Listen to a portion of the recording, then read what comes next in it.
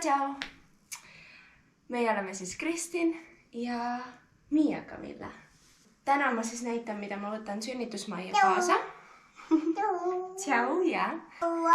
Ja et võib-olla mõnele abiks olla siis sünnituskohvri või koti pakkimisega. Ja, hakkamegi näitama. Nii. Kas õunu tahad? Õun, nii. Ühesõnaga, mina võtan siis haiglasse kaasa siuke väike ratastel kohver ja siis seljakott. Kindlasti, mis ma võtan kaasa haiglasse, on sussid, kui peab minema beebit kaaluma või miskit, et siis panen need jalga. Head mõnusad soojad sussid. Siis on mul kindlasti kaasas miskit, mida peale visata peale sünnitust. Et oleks hea mugav kodune olla, siis ma võtan siukse kampsiku. Siis ühed dressipüksid mugavad, ühed või 2 paari, ma ei ole veel välja mõelnud. Igaks juhuks rätik. Ma tean, et osades haiglates on kindlasti olemas rätik, aga minu meelest on mugavam, kui on enda rätik kaasas. Seega üks rätik, siuke suurem. Sünnituse jaoks loomulikult huulepalsam, kuna huuled lähevad minul vähemalt mega kuivaks. Ja siis see vahepeal nagu neid niisutada.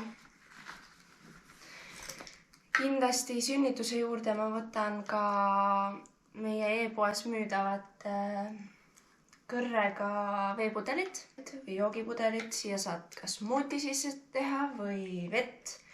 Mina kasutan siin vett. Ja kui lähen sünnitamasse on hea, siis siit kõrrest kohe juua tuude vahel näiteks. Et kindlasti soovitan oma veepudel kaasa võtta. Nii, hambari. Mina võtan siis suuse elektrilise kaasa ja hambaid pesta. Mitte seda kindlasti unustada, sellepärast, et mõnus on ka hambad puhtad. Kehakreemi, näokreemi, hambapasta. Eelmine kord, kui ma läksin Miiaga sünnitama, siis peale sünnitust oli mul õudselt kõht tühi. Siis ma olin endale varunud kõrremahla, mitu pakki. Ja ma võtan kindlasti ka seekord kaasa. Ja siis ma võtsin enne kord KitKati šokolaadi, aga see niimoodi pudises, et ma seekord teen midagi vahetust. Kindlasti on head mingid 7 Daysid, kui on kõht väga tühi ja et mind nagu see aitas, aga mulle meeldis väga ka haiglasöök. Et ma jäin sellega väga rahule. Kamm, et juukseid harjata. Vatsikummi igaks juhuks sünnitusel on hea, kellel pikemad juuksed ei jää ette. Šampoon, dušikeel. Siis võtsin veel igaks juhuks küüneviili ja kurgutableti, sellepärast et eelmine kord mul läks hääl nii ära. Ja kurk hakkas valutama peale sünnitust. Nii et siis oli hea võtta silver spreid. Ma küll eelmise sünnituse juures seda ei kasutanud, aga seekord mõtlesin, et kasutan, et äkki aitab kiiremini siis õmbluste vastu või üldse ravimiseks. Imetamisrinnahoidjad, 2-3 paari, need kompressid, et neid ma siis kogu aeg vahetasin ja väga nagu mõnusalt tunnustasid ja aitasid valu vastu. Need on võrkpüksid. Ma ei ole seda lahti teinud, võiks teha, vaadata. Ühesõnaga, need on sellised Molicari omad, erinevaid suuruseid. Et siit ronid sisse ja siis jalad tulevad nendest välja. On siuksed püksid, mida siis tõmban peale ja siia sisse ma panen sellised suured lapid, mis on ka haiglas antakse. Need on nagu huge, mega suured. Siis haiglas oleku ajaks. Ja neid võrkpükse on siin kotis 3, mõnel on 2. Neid kindlasti soovitan võtta kaasa, kuigi haiglast antakse kindlasti ka. Vähemalt eelmine kord mulle anti väga palju, aga seekord ma mõtlesin, et võtan ise ka kaasa. Neid on mul oma jagu. Siis on... Ma mõtlen kogu aeg siis, aga okei, las see olla praegu siin. Imetamispluusid või noh, niisugused topid. Mulle meeldib toppe kasutada. Ja siis siia alla saab ka kohe niisuguse rinnapadja panna, kui peaks hakkama piim lekkima, et ka neid võtan kaasa. On vist...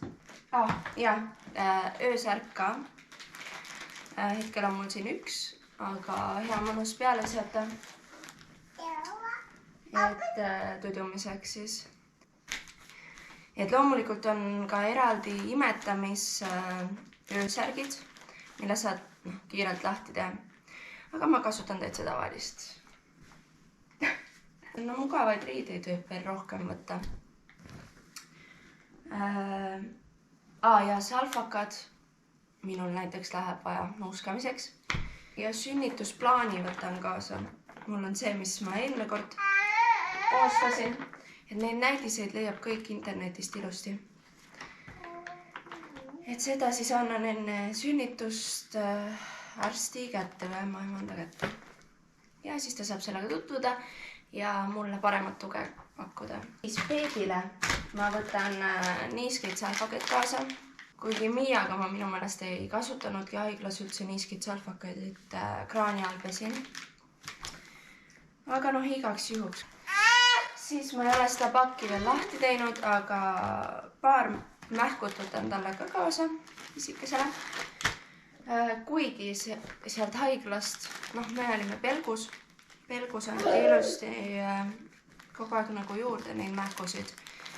Et tegelikult ei ole neid üldse kaasa vaja, aga ma mõtlesin, ma seekord paar tükki võtan, et kui hakkab haiglast koju tulema, et siis jalga panna oma nii-öelda mähkud. Ma soovitan selliseid. Küünekäärid, sest vahest võib sündides beebil olla küüned pikad ja siis ta kriimustab iseennast ja siis ma arvan, et on hea mõte. Oota, ma panen kõvasti kinni. Apsti. Kuule. Okei. Titaasjad, jah. Nüüd võtame titaasjad. Okei, Miia juba alustas seda näitamist, aga siuksed armsad sussikesed, mida ka Miial alguses jalga panime. Käsitööna tehtud. Siis olen ma pakkinud siin igasugused esimesed riided, sokid, mida siis haiglas kasutada, kuigi haiglas antakse beebile ka riideid, aga mugavam on enda omasid kasutada. Koju toomis asjad, et on niisugune kottkombe, või kuidas seda öelda, on hea panna siis turvahälli, merino müts, Bredeni oma ja sall. Riideid ma võtsin kahes suuruses 50 ja 56. Et niimoodi 2-3 komplekti võtsin. Ma võtan silmapuhastuslapid, et kui beebil midagi silmas on või näiteks Miial oli suht kohe alguses oli silmapõletik. Sellega oli hea puhastada, et sooja veega tegin selle väikse lapikese märjaks ja puhastasin silma ära. Sudokreemi võtan kaasa, et kui on niisugused mähkmelööbed või hõõrub kuskilt või mingi kriimustus on, et siis panen pisike selle peale. Endale võtan ka glükoositropsid. Hea lutsutada, mulle nagu meeldis peale sünnitust.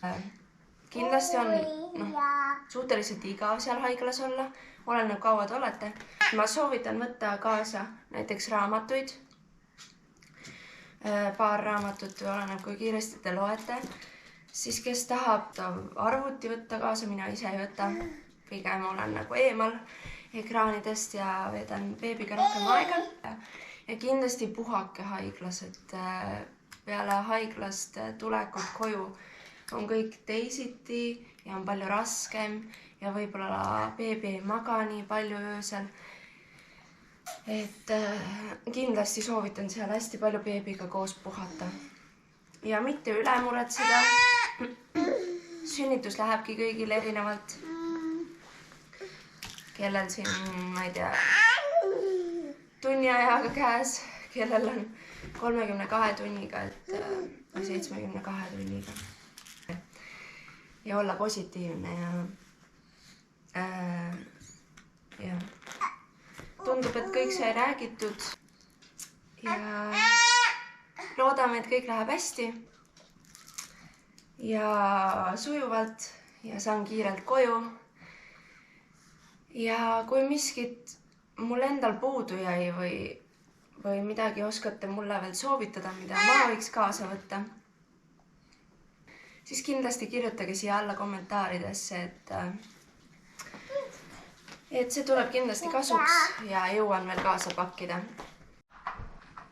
Siin koristades või kokku pakkides tuli meelde, et telefon kindlasti kaasa ja telefonilaadja. Sest telefon läheb tühjaks ja siis ei saa kellelegi vastata kirjadele või mis iganes.